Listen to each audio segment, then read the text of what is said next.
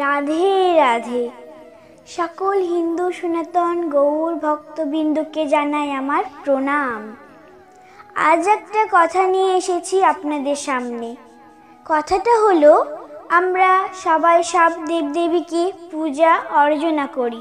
সকল দেবদেবীকে আমরা মা বলি, যেমন মা দুর্গা, মা লক্ষ্মী, মা মনসা, মা কালী, মা সরস্বতী, সকলকে আমরা মা বলি। তাহলে আমরা রাধারানীকে কেন মা বলি না? তাকে কেন কলঙ্কিনী রাধা বলি? সে কি কোনোদিনও মা হতে পারেনি? রাধারানী একদিন মা হয়েছিল। রাধারানীর একটি ফুটফুটে সন্তান হয়েছিল। সন্তান হওয়ার পরও কেন তাকে মা বলা হতো না? সে তো কৃষ্ণের রাধা, কারণ রাধারানী ছিলেন আয়ানের স্ত্রী।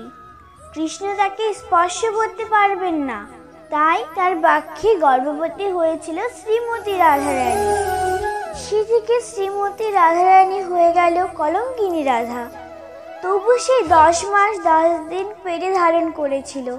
সন্তানকে জন্ম দেওয়ার পরও কলঙ্কিত না হওয়ার জন্য সে সন্তানটাকে নদীর জলে ভেসে দিয়েছিল। সেটা কৃষ্ণ দেখতে পেয়েছিল। এ কি করলে তুমি রাধা?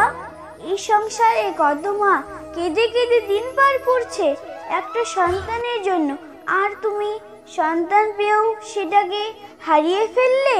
তোমার মন এতই কঠোর। আজ আমি তোমাকে অভিশাপ করলাম, এই জগতে তোমাকে কেউ মা বলে ডাকবে না, আর তুমিও কোনোদিন মা হতে পারবে না। এই থেকে রাধারানীকে আমরা কেউই মা বলে ডাকি না। রাধে রাধে।